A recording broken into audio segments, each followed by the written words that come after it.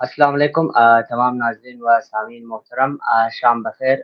मैं हूँ आपका मेज़बान जान मोहम्मद हज़ारा और आप सबको खुशामदीद कहता हूँ आज के इस ऑनलाइन सेशन में। आज का हमारा मौज़ू है डिजिटल मीडिया और नेशनलिज़्म और इस पर बातचीत करने के लिए हमारे साथ मौजूद है जनाब जे.एन. साजिदी साहब, जो कि डेली इंतखाब कोयटा के असिस्टेंट एडिटर है और बलूचिस्तान यूनिवर्सिटी में मीडिया स्टडीज़ के लेक्चरर भी है।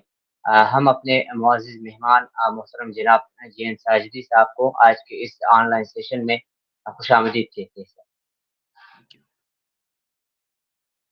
सर, जैसे कि हमारा मौज़ू डिजिटल मीडिया और नेशनलिज़्म है, तो हम काइंडली शुरू करते हैं मीडिया के हवाले से। तो हमारा पहला सवाल ये है कि जब हम डिजिटल मीडिया कहते हैं, तो इससे क्या मुराद है? क्योंकि रिवायती तौर पर हमें पढ़ाया जाता है कि मीडिया के 2 टाइप्स है, एक प्रिंट मीडिया और इलेक्ट्रॉनिक मीडिया। तो जब हम डिजिटल मीडिया का ज़िक्र करते हैं, तो ये क्या है? क्या ये 2 और मीडिया का मिला-जुला एक मजमूआ है या एक अलहदा मीडिया है? देखिए, डिजिटल इलेक्ट्रॉनिक भी is a part of digital media, ठीक है? प्रिंट मीडिया जो पेपर में आता था, डिजिटली जो डिजिटल टेक्नोलॉजी को इस्तेमाल करते हैं, जैसे आजकल इंस्टाग्राम है, फेसबुक है, यूट्यूब है, ठीक है? ये टर्मिनोलॉजी उसके लिए इस्तेमाल हो रही है और आजकल इसके जो दौर में इसको स्कॉलर्स हैं, न्यू मीडिया भी कहते हैं, डिजिटल मीडिया को। तो सर ये कि आपने कहा कुछ लोग इसको कहते हैं कि सर ये मीडिया भी नहीं है क्योंकि ये एक प्लेटफ़ॉर्म है, सोशल प्लेटफ़ॉर्म है। तो आप क्या समझते हैं वाक़ई ये सोशल प्लेटफ़ॉर्म है या सोशल मीडिया है? वो लोग ये दलील देते हैं कि मीडिया का अपना एक रूल्स और एथिक्स होता है, जबकि ये जो जिसको आप सोशल मीडिया कहा जा रहा है ये एक सोशल प्लेटफ़ॉर्म है, ये मीडिया के ज़िम्मे में नहीं आता। तो आप इस पे क्या कहते हैं? देखिए, जब ये नया-नया जब सोशल मीडिया आया था, तो जो मेन स्ट्रीम के जो साफ़ी थे कि मेरा अपना ताल्लुक मेन स्ट्रीम मीडिया से है, तो वो इनका थोड़ा-सा मज़ाक उड़ाते थे, फ़ेसबुक में और फ़ेसबुक वालों का कि ये फ़ेसबुक वाला जर्नलिस्ट है। लेकिन आजकल ये टूल्स मेन स्ट्रीम जो जर्नलिस्ट हैं, वो भी इस्तेमाल कर रहे हैं। अब आपने देखा है हामिद मीर भी है, वो भी ट्विटर इस्तेमाल करता है, अपना फ़ेसबुक इस्तेमाल करता है, ठीक है? और बहुत से ऐसे साफ़ी थे जो मेन स्ट्रीम मीडिया के लिए काम करते थे, उन्होंने अपने यूट्यूब चैनल खोल लिए हैं, मुबश्शिर लुकमान जैसे, ठीक है? तलत हुसैन जैसे, ठीक है? जहाँ तक उसका ताल्लुक है, एथिक्स का ताल्लुक है, एथिक्स और एक मिथ है सहाफ़त में, ठीक है ना? अब मेन स्ट्रीम मीडिया वाले भी उस उन एथिक्स का इतना एहतराम नहीं करते, ठीक है? और ये मीडिया के ज़ुमरे में आ रहा है क्योंकि इसने कनेक्टिविटी की है लोगों के दरमियान आपस में, ठीक है? और कम्युनिकेशन को डिसेंट्रलाइज़ किया है। इससे पहले जो कम्युनिकेशन की मोनोपोली थी, वो मेन स्ट्रीम मीडिया के पास थी।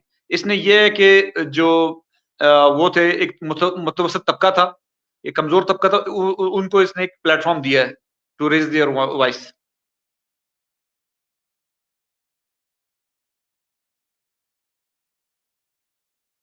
जी, जानूँ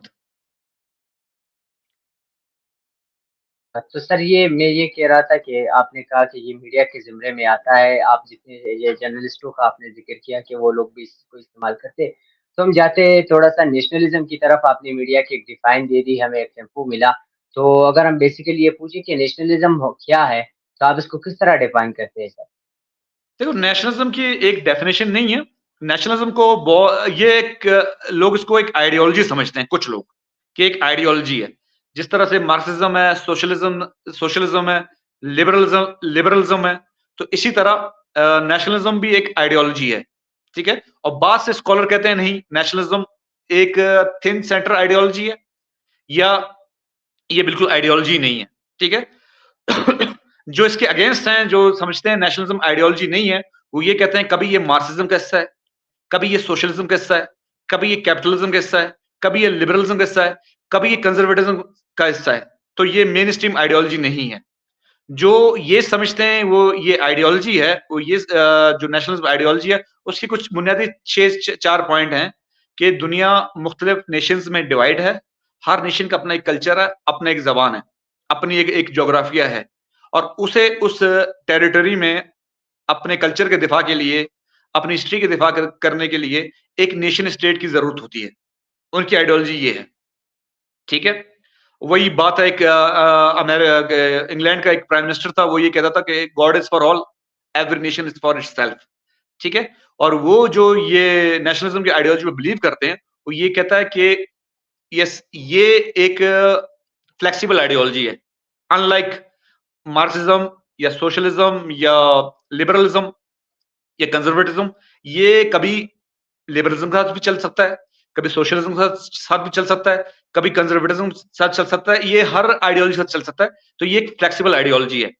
अगर हम नेशनलिज्म के सक्सेस को मेजर करें बाकी आइडियोलॉजीज के साथ, ठीक है, मार्क्सिज्म या सोशलिज्म, ठीक है, ये अभी स्ट्रगलिंग आइडियोलॉजीज हैं कोल्ड वॉर के बाद, ठीक है, इतने ये लोग अभी फैले नहीं है। लेकिन नेशनलिज्म, दुनिया में जितने भी कॉन्फ्लिक्ट्स हैं उसमें कॉन्फ्लिक्ट 3 किस्म के होते हैं। इंटरनेशनल कॉन्फ्लिक्ट जिसमें बहुत से ममालिक इन्वॉल्व होते हैं, इंटर स्टेट कॉन्फ्लिक्ट जिसमें 2 नेशन 2 मुल्क आपस में लड़ते हैं, एक होता है inter state conflict, conflict with in the state. अब दुनिया में ज्यादातर कॉन्फ्लिक्ट्स हैं वो इंटर स्टेट कॉन्फ्लिक्ट हैं, विद इन द स्टेट है, और वो नेशनलिज्म के नाम पे हो रहे हैं। तो ये आजकल की आइडियोलॉजी में आजकल की दुनिया में सबसे कामयाब आइडियोलॉजीज हैं, जहां पे बाकी आइडियोलॉजीज स्ट्रगल कर रहे हैं। यहाँ पे नेशनलिज्म के नाम पे बहुत से इंटर स्टेट कॉन्फ्लिक्ट चल रहे हैं। जैसे हमारे खित्ते में कश्मीर के नाम पे कॉन्फ्लिक्ट चल रहा है, जहां बैठे हैं बलूचिस्तान, वहां पे कॉन्फ्लिक्ट चल रहा है, ठीक है। इंडिया के कुछ हिस्सों में मार्क्सिज्म के नाम पे भी चल रहा है, ठीक है। और एक जमाने में जो सिख कम्युनिटी है, उन्होंने नेशनलिज्म के नाम पे अपनी एक मूवमेंट चलाई थी। इसी तरह के मूवमेंट्स ईरान में चल रहे हैं, इसी तरह के मूवमेंट स्पेन में कैटलोनिया की शक्ल में, बास्क की शक्ल में, बर्तानिया में आयरलैंड की शक्ल में, फॉर्मर यूगोस्लाविया टूटा, ये सारा नेशनलिज्म के नाम पे टूटा, ठीक है।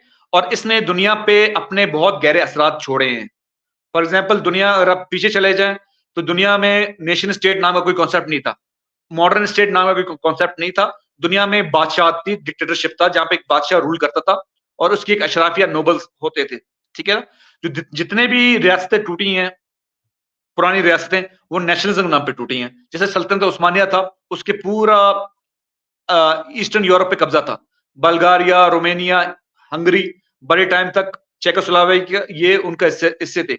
लेकिन नेशनलिज्म के नाम पे ये सल्तनत उस्मानिया टूटा, ठीक है। इसी के नाम पे अपना ऑस्ट्रिया हंगरी अंपायर था, बहुत पावरफुल अंपायर था, वो भी नेशनलिज्म के नाम पे टूटा, कि इटली वगैरह ये सारे उसके हिस्से थे, ठीक है।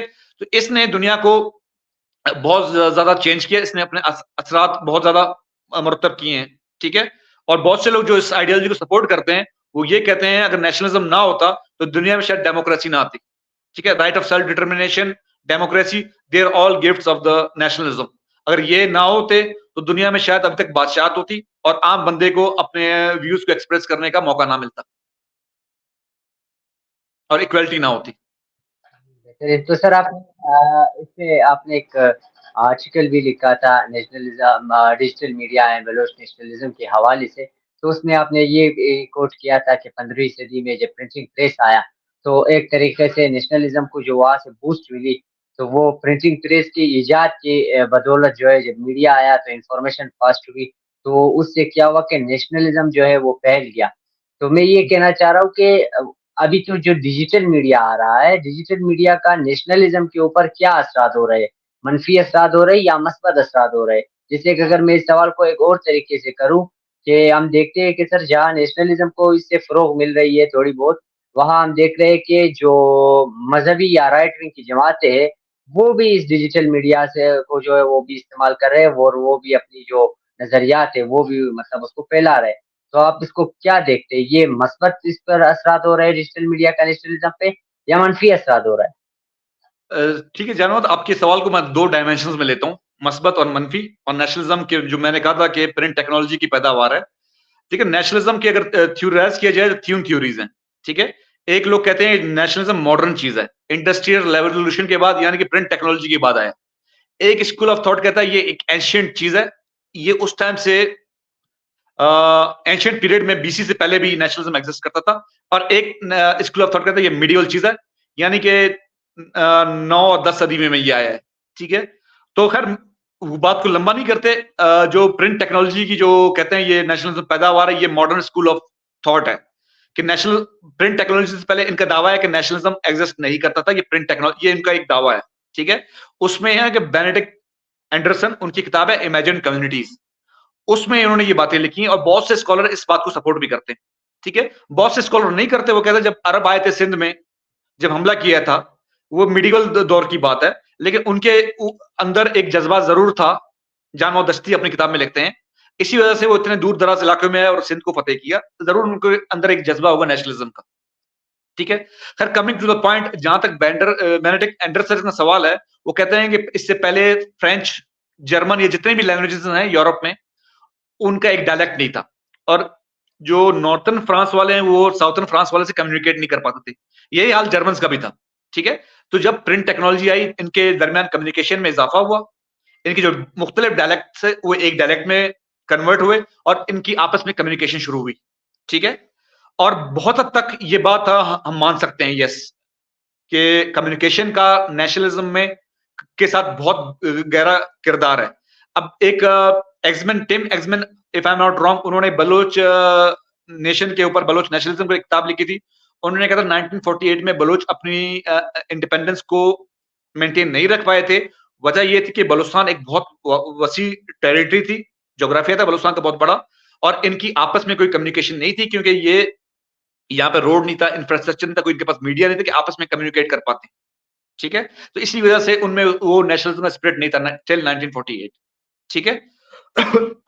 जब बेनेडिक्ट एंडरसन के उस फॉर्मूले को अप्लाई करेंगे प्रिंट टेक्नोलॉजी के बाद, जब कम्युनिकेशन में इजाफा हुआ तो नेशंस बन गई, ठीक है। ये बात हम बहुत हद तक मान, सदाकत है इस बात में कि किसी भी रिलेशनशिप के लिए, ठीक है, कोई भी रिलेशनशिप हो, आप माइक्रो लेवल में देखें, दोस्ती का रिलेशनशिप हो, आपको कम्युनिकेशन की जरूरत पड़ती है।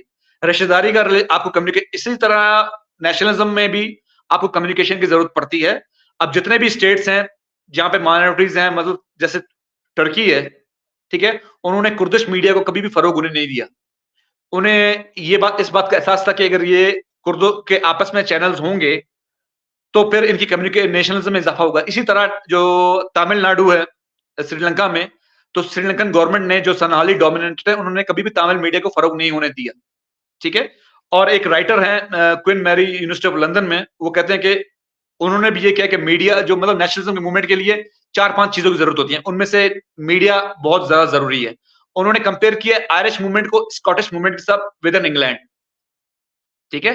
तो उन्होंने ये लिखा है कि आयरिश और स्कॉटिश दोनों को डिस्क्रिमिनेशन का सामना करना पड़ा with in English dominated United kingdom, लेकिन आयरिश की मूवमेंट बड़ी स्ट्रांग थी और स्कॉटिश की उनसे थोड़ी कम थी। और जो एक तबका है वेल्स, जिनको लोग जानते भी नहीं है, एटलीस्ट स्कॉटिश को जानते हैं, वो कहता है कि उन्होंने कंपैरिजन मेन किया था स्कॉटिश एंड वेल्स के बारे में, करेक्टिंग माई सेल्फ, आयरिश और स्कॉटिश नहीं, स्कॉटिश एंड वेल्स के दरमियान। उन्होंने ये कहा था कि स्कॉटिश नेशनलिज्म ऊपर इसलिए है और वेल्स नीचे इसलिए है, उनमें नेशनल कॉन्शियस इसलिए नहीं है क्योंकि उनके पास स्कॉटलैंड के पास अखबारात हैं, मीडिया टूल्स हैं, जो वेल्स के पास नहीं है।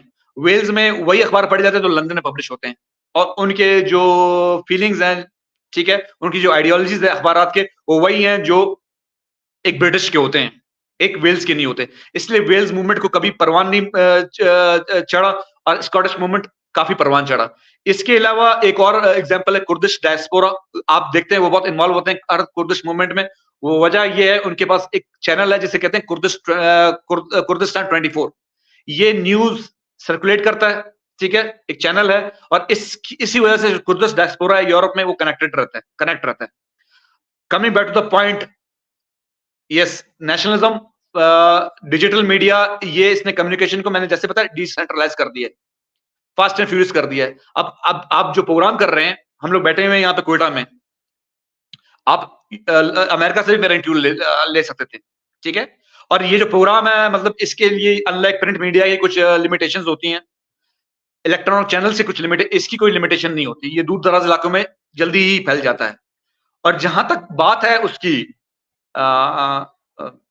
मुस्बत और मनफी, देखिए, नेशनलिज्म को लोगों ने कहा है कि, कुछ लोगों ने ये कहा है जो इसको आइडियोलॉजी नहीं मानते, वो कहते हैं ये एक बीमार कैरेक्टर है, शिज़ोफ्रेनिया टाइप कैरेक्टर है, ठीक है। कभी नेशनलिज्म आजादी के लेने के लिए इस्तेमाल होता है, जैसे इटालियन नेशनलिज्म ने शुरू में, इटली 1000 साल तक दूसरे मुल्कों के अंडर रहा। जब इटली आजाद हुआ 1871 में, तो इटली ने दूसरे मुल्कों को कॉलोनाइज करना शुरू कर दिया। इथोपिया पे इसने हमला किया मुसोलिनी के टाइम पे, फिर इसने लीबिया पे कब्जा किया, ठीक है ना। तो इसी तरह वो कहते हैं कभी नेशनलिज्म आजादी के लिए इस्तेमाल होता है, कभी ये नेशनलिस्ट कहते हैं हम कमजोर तबके से और हमारी आजादी बहुत जरूरी है, ठीक है। कभी कभी नेशनलिस्ट दूसरों के मुल्क पे कब्जा करते हैं, तो इसका कोई शिज़्मोफ्रेनिया टाइप कैरेक्टर है, ठीक है। कभी अच्छा है कभी बुरा है, ठीक है। तो कुछ जो उसको सपोर्ट करते हैं वो कहते हैं कि दो किस्म के नेशनलिज्म होते हैं, एक बुरा नेशनलिज्म जिसे कहते हैं इंटीग्रल नेशनलिज्म, और एक अच्छा नेशनलिज्म जिसे कहते हैं रिस ऑर्जिमेंटो नेशनलिज्म। जो रिस ऑर्जिमेंटो नेशनलिज्म है, जिसे पॉजिटिव नेशनलिज्म कहते हैं, वो सिर्फ अपनी सरजमीन की बात करता है, राइट ऑफ सेल्फ डिटरमिनेशन की बात करता है। वो हर कौम के हकूक को तस्लीम करता है, ठीक है, कि हर कौम को राइट टू एग्जिस्ट करने का इख्तियार है, अपने मुल्क पे हुकूमत करने का इख्तियार है, ठीक है। जो नेगेटिव नेशनलिज्म है, इंटीग्रल नेशनलिज्म, जिसके बानी को हिटलर या मुसोलिनी के नाम से जाना चाहता है, ये कहता है कि दुनिया दुनिया जंगली कानून की तरह, जैसे चार्ल्स डार्विन की theory survival of the fittest. ये कहते हैं दुनिया मुख्तलिफ नेशंस में तकसीम है, जिस तरह के जंगल में जानवर रहते हैं और बड़ा जानवर छोटे जानवर को खा जाता है, ठीक है, और जो जानवर फिट होता है वो सर्वाइव करता है। तो ये कहता है अगर एक नेशन दूसरे नेशन में कब्जा करता है, उसकी जमीन पे कब्जा करता है, तो उसके पास राइट है, क्योंकि ये एक फिट नेशन है। जो कमजोर नेशंस को वहां उसको एग्जिस्ट करने का राइट नहीं है। तो फर्दर अगर हम इसको डिवाइड करें पॉजिटिव नेशनलिज्म को, नेगेटिव नेशनलिज्म को, देन वो होता है राइट विंग में और लेफ्ट विंग में। अब जैसे कि डोनाल्ड ट्रंप है, नरेंद्र मोदी है, ये जिस तरह का नेशनलिज्म कर रहे हैं इसे कहते हैं नेगेटिव नेशनलिज्म, ठीक है। नरेंद्र मोदी अपने मुल्कों में जो अपने मुल्क में जो माइनॉरिटीज रह रहे हैं वो उसके राइट को तस्लीम नहीं कर रहा। डोनाल्ड ट्रंप भी इसी व्हाइट सुप्रीमेसी का शिकार है। उसका भी तरीका यह है कि we are superior and other are inferior. जो पॉजिटिव नेशनलिज्म है, ऑल नेशंस आर इक्वल, और हर किसी को जीने का बराबर है, कि वो उस चीज को फॉलो नहीं कर रहे, ठीक है ना। तो इस पे यूरोप में राइट विंग जमाते हैं, डोनाल्ड ट्रंप का नेशनलिज्म है, नरेंद्र मोदी का नेशनलिज्म है। इसने इंडिया और अमेरिका और वेस्ट जो इसको फॉलो कर रहा है, इसने उन सोसाइटी को तकसीम कर दी है, ठीक है। इसे कहते हैं कि इस वजह से मनफी असरात आ रहे हैं और इसके पॉजिटिव असरात भी आ रहे हैं। मतलब कि जो वो तबके जो कभी मेन स्ट्रीम मीडिया में मतलब जिनकी आवाज नहीं सुनी जाती थी, ठीक है, वो अपनी आवाज मेन स्ट्रीम तक पहुंचा रही हैं। महकूम तबके, मजलूम तबके, ठीक है, क्योंकि मेन स्ट्रीम मीडिया में आपको एक्सेस के लिए आपको पावर की जरूरत है, ठीक है।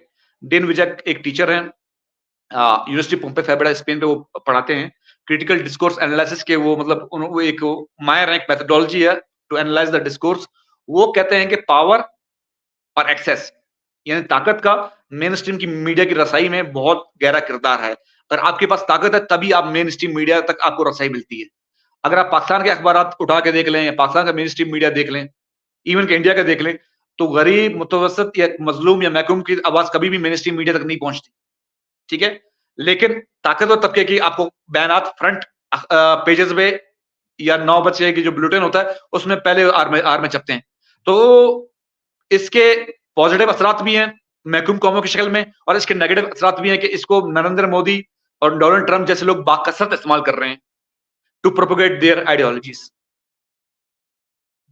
सही सर, अभी जो जैसे हम देख रहे हैं ना सर, आपने कहा कि इससे नेशनलिज्म पर मतलब मनफी भी असरात हो रहे हैं और जो मसबत भी असरात हो रहे हैं। तो एक और चीज हम देख रहे हैं कि दुनिया में जो टेक्नोलॉजी है वो रोज बरोज तरक्की करता जा रहा है, और हम देखते हैं ये कहा जा रहा है कि दुनिया जो है ग्लोबल विलेज की शक्ल में आया है। तो ग्लोबलाइजेशन का जो एक अमल है वो हो रहा है। तो आपको नहीं लगता कि मीडिया जो है मजीद जो है वो कौमों को, लोगों को आपस में मिला रहा है, और इससे जो है वो लोगों की जो मकामी नेशनलिज्म होती है कौमों की वो खत्म हो रही है और एक ग्लोबल नेशनलिज्म वजूद में आ रहा है सर?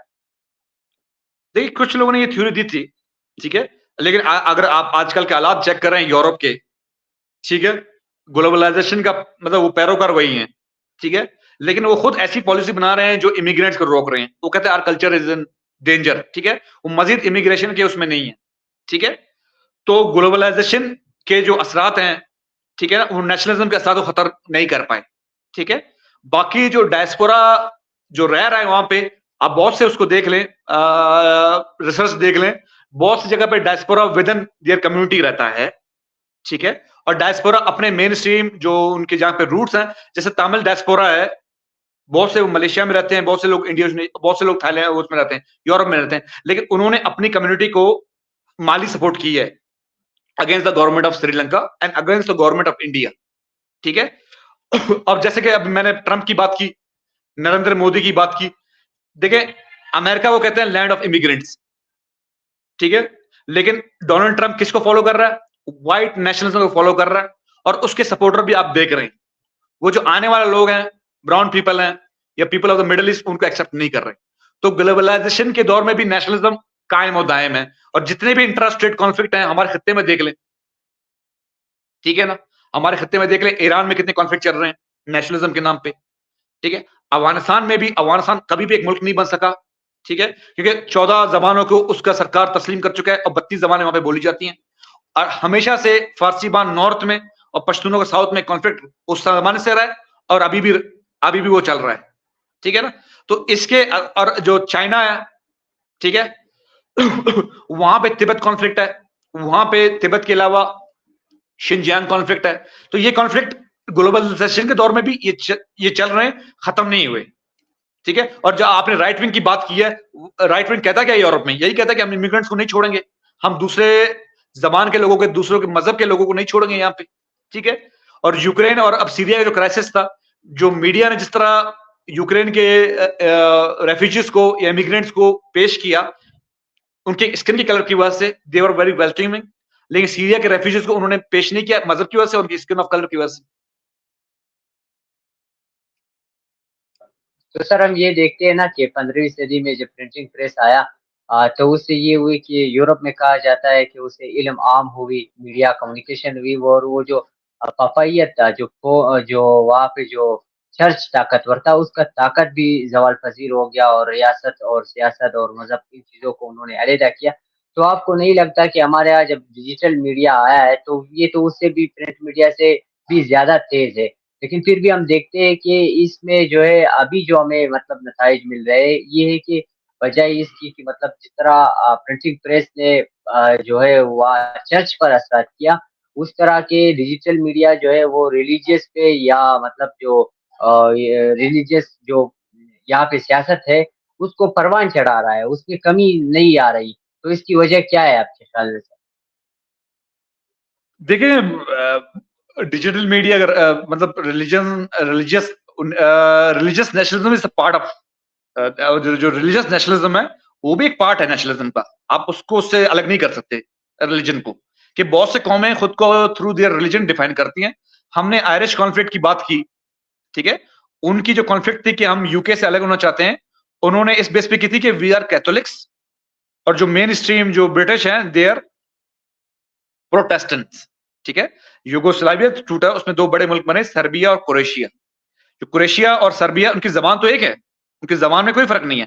इवन कि आयरिश, बहुत से लोग इंग्लिश बोलते हैं, ठीक है? उनकी जबान में कोई फर्क नहीं है इंग्लिश एंड आयरिश की। इसी तरह क्रोएशिया और सर्बिया, वो बिल्कुल आपस में, सर्बियन और क्रोएशियन आपस में कम्युनिकेट कर पाते हैं, लेकिन उन्होंने खुद को सेपरेट किस तरह किया? उनकी रेस भी एक है, दोनों स्लाव्स उससे ताल्लुक रखते हैं, ठीक है? और फॉर्मर ऑस्ट्रिया हंगरी को तोड़ने में दोनों का कलेजी किरदार था, लेकिन क्रोएशियंस ने ये कहा कि we are Catholics and they are Protestants, ठीक है? और जब हम पंजाबी उसकी बात करें नेशनलिज्म की, जो हमारा यहाँ पे पंजाब है, रेड क्लिफ लाइन के इस तरफ, और जो इंडिया में जो पंजाब है, इनकी जबान तो एक है, कल्चर बहुत उनका एक है, वो किस तरह खुद को डिफरेंशिएट करते हैं? Bye their religion. अब रिलीजन को आप नेशनलिज्म से अलग नहीं कर सकते, ठीक है ना? बहुत से लोग खुद को अपने, बहुत से लोग हैं जो अपने नेशन को अपनी जबान से डिफाइन करते हैं। बहुत से नेशंस हैं, अमेरिका टाइप, वो अपनी आइडियोलॉजी से, कैपिटलिज्म की आइडियोलॉजी से खुद को डिफाइन करते हैं। एक्स पास्ट में यूएसएसआर था, वो अपनी आइडियोलॉजी, कम्युनिज्म की आइडियोलॉजी से खुद को डिफाइन करता था। तो बहुत से ऐसे नेशंस हैं जो खुद को, जैसे ईरान है, जो मेन स्ट्रीम जो ईरानी मुल्ला हैं, वो खुद को थ्रू शिया आइडियोलॉजी खुद को डिफाइन करते हैं, ठीक है? जिस तरह पंजाबी रेड क्लिफ के इस तरफ या उस तरफ, they define themselves by their religion. ये पाकिस्तान है, टू नेशन थ्योरी, तो आप रिलीजन को उससे अलग नहीं कर सकते, ठीक है? और शायद रिलीजियस जो नेशनलिस्ट हैं, जो पाकिस्तान में जो रिलीजियस नेशनलिस्ट हैं, वो कहते हैं मुस्लिम एक उम्मत है, एक कौम है, बाउंड्रीज नहीं होने चाहिए। वो भी शायद नेशनल मीडिया को, डिजिटल मीडिया को इस्तेमाल कर रहे हैं और उनके जो आइडियोलॉजी को परवान मिल रही हो। सही सर। तो सर हम ये देखते हैं कि जहाँ पे डिजिटल मीडिया है, तो इस पे आपने कहा, तो ये चीज भी एक आखिर में सवाल बनता है ना कि जो गवर्नमेंट होती है किसी भी मालिक की, तो वो भी तो एक तरीके का कोशिश करता है कि डिजिटल मीडिया को एज़ अ पैट्रियोटिज़्म या एज़ अ नेशनलिज़्म यूज़ करे। तो क्या दुनिया में इसकी मिसालें मौजूद है अभी सर? यस, जस्ट मैंने आपको नरेंद्र मोदी की मिसाल दी, जस्ट डोनाल्ड ट्रंप की मिसाल दी, ठीक है? बल्कि एक चीज़ है डिजिटल सेंसरशिप या डिजिटल डिक्टेटरशिप, ठीक है ना? बहुत औकात जो ये फेसबुक है, ठीक है? इसके जो मतलब जो एडमिनिस्ट्रेशन में है, बहुत सारे ऑथेंटिक रिपोर्ट्स हैं। They are retire member of the US army या सीआईए के मेंबर हैं, ठीक है? बहुत से लोग जिन्होंने तालिबान के बारे में या अफ़गानिस्तान में तालिबान के बारे में खबरें दी हैं, उनके चैनल्स बेशक 2 लाख की वो हो, उनको बिल्कुल ब्लॉक कर दिया गया है, ठीक है? और बहुत से बार अगर ब्लॉक नहीं करते, आपका चैनल क्लिक भी हो चुका है, तो इसकी मुँह में उसको रिस्ट्रिक्टेड कर देते हैं। यानी कि एक जो आपकी जो पोस्ट है, जो लाख 2 लाख बंदे तक जानी चाहिए, वो रिस्ट्रिक्टेड हो जाती है। इवन कि आपने अगर चैनल को सब्सक्राइब भी किया होता है, वो कुछ लोगों तक पहुँचती है, ठीक है? तो खैर, इसमें भी आप ये नहीं कह सकते मतलब मैंने जैसे कहा इसने डिसेंट्रलाइज़ किया है, monopoly of main stream media को वो किया है। This is one side of the story. The other side of the story इसमें जो एक्सेस है, वो ज़्यादातर पावरफुल के पास है। वो अपनी आइडिया मतलब एक महकूम तबका शायद 50,000, 60,000, लाख, 1.5 लाख, 2 लाख लोगों तक पहुँचा है या जिस बंदे ने वो चैनल सब्सक्राइब किया खुद वहाँ पे जाता है, ठीक है? अपनी मर्ज़ी के साथ, तो वो देख सकता है। जो उनकी जो पावरफुल्स की जो पोस्ट हैं, वो खुद ही आपके पास ना चाहते हुए भी आ जाती हैं। जिस तरह कोई एडवर्टाइजमेंट एजेंसी फेसबुक पे अपने ऐड को स्पॉन्सर करे, तो ना चाहते हुए वो लिंक आपके पास बार-बार आ जाता है। ये मेरे ख्याल से रोज़मर्रा में आप देखते होंगे इस चीज़ को। सही सर। सर हम ये आज की सेशन की अगर हम आखिरी सवाल की तरफ जाए कि डिजिटल मीडिया और नेशनलिज्म पे हमने बात की, नेशनलिज्म क्या है, डिजिटल मीडिया क्या है, उसके चैलेंजेस क्या है, उसके मस्बत और मनफी तमाम पहलुओं पे हमने बात की। तो ये कि अगर हम आखिरी सवाल ये करें कि आज की मौजूदा दौर में जो डिजिटल मीडिया है और नेशनलिज्म है, तो कौन से ऐसे चैलेंजेस और अपॉर्चुनिटीज नेशनलिज्म के लिए है या वो अक़वाम या महकूम अक़वामों के लिए है कि वो डिजिटल मीडिया को इस्तेमाल करके अपनी नेशनलिज्म को जो है वो फैला सकते हैं। उसके रास्ते में कौन से चैलेंजेस है और कौन से ऐसे मौक़े हैं? देखिए, जो मज़लूम तबका है, महकूम तबका है, ठीक है? उनके पास इसके अलावा कोई ऑप्शन नहीं है। एक तुर्किश एक्टिविस्ट कुर्दिश एक्टिविस्ट थी, उन्होंने जब एक इंटरनेशनल मीडिया में उसने सवाल किया, आपको मेन स्ट्रीम मीडिया में इंटरनेशनल मीडिया में रसाई क्यों नहीं मिलती? उनका ये जवाब था कि मेन स्ट्रीम मीडिया में अक्सर जो कॉर्पोरेट जो कंपनीज़ हैं, वो जब इश्तिहार देते हैं, वो कहते हैं कि आपको हमारे ऑडियंस का भी ख़्याल रखना पड़ेगा, किस-किस को एक्सेस देना है। हमारे उन कॉर्पोरेट कंपनी के साथ कोई ताल्लुकात नहीं है। इसके अलावा आपके पास खुद पैसे होने चाहिए कि आप वो एक्सेस दें। तो उसने कहा था हमारे पास वो भी पैसे नहीं है, ठीक है? तो महकूम तबकों के पास जो माइनॉरिटी नेशनलिज़्म कर रहे हैं, ठीक है? उनके पास हमेशा वसाइल की कमी होती है। उनको इंटरनेशनल मीडिया में उस तरह की जगह नहीं मिल सकती क्योंकि इंटरनेशनल मीडिया वो खुद एक कमर्शियलिज़्म का कैपिटलिज्म का एक हिस्सा है, ठीक है? जब तक उनके इंटरेस्ट नहीं मिलते, वो आपको एक्सेस नहीं देते। तो महकूम तक के पास इससे अच्छी अपॉर्च्युनिटी कोई नहीं है और चैलेंजेस ये हैं कि गवर्नमेंट के पास इनके तोड़ आ गए हैं, जैसे कि टिकटॉक है, वो एक चाइना ने इजाद किया है। टिकटॉक के पहले ये होता था कि फ़लस्तीन और इसराइल कॉन्फ्लिक्ट में अमेरिका की जो सरकार है, वो बिल्कुल अनकंडीशनल सपोर्ट करती है इसराइल को। लेकिन टिकटॉक की वजह से जो वीडियो शेयर हुए हैं मज़लूम फ़लस्तीनियों की, उसमें ये हुआ है कि आपने देखा है कि बहुत सी यूनिवर्सिटीज़ में एहतजाज हुए हैं। Pro Palestine an anti American government एहतजाज, एंटी इसराइल गवर्नमेंट तो इसको उन्होंने वो कर लिया है, काउंटर कर लिया है। उन्होंने उसको बैन कर दिया है और जो आजकल हमारे एक्स के हालात हैं, ट्विटर के जो हालात हैं, जिसमें स्पेस होता था, ट्रेंड चले जाते थे, वो भी आज हमारी ये इस गवर्नमेंट ने उसको काउंटर कर लिया है। ठीक है? और चाइना में ये जो और ईरान में जी, जी। सर ये जो फायरवॉल की बात हो रही है, इस बारे में भी अगर हमें थोड़ा-सा बता देते आप? इफ इसके बारे में मुझे ख़ास इन्फॉर्मेशन नहीं है, जो सुनने में यही आया आया है। इट्स नॉट कन्फर्म्ड कि चाइना ने ये टेक्नोलॉज़ी पाकिस्तान की गवर्नमेंट को दी है और इसको इंडिया ने हैक किया है। ये बातें सुनने में आ रही हैं, लेकिन इसकी अभी कन्फर्मेशन कुछ भी नहीं है। ठीक है? और अगर वो कहता है अगर ये हैक ना होता, अगर ये बात दुरुस्त है, तो शायद ये सोशल मीडिया पे ये काबू कर लेते, चाइनीज़ मॉडल को फ़ॉलो करके। सही सर, तो वो जो आप ईरान की बात कर रहे थे, आप कंटिन्यू करें सर। जी, जी।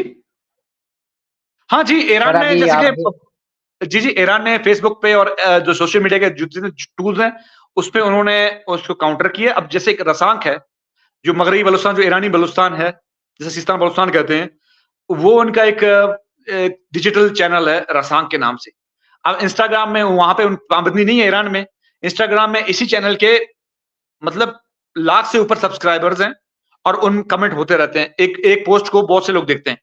फेसबुक में इसी उसके रसांक की हैं 4,500 5,000 और वो 4,500 5,000 वाले भी इस बलूचिस्तान के हैं। उस वाले बलूचिस्तान के बहुत कम है। ठीक है? तो स्टेट के पास मतलब रिसोर्सेज़ ज़्यादा हैं। ठीक है?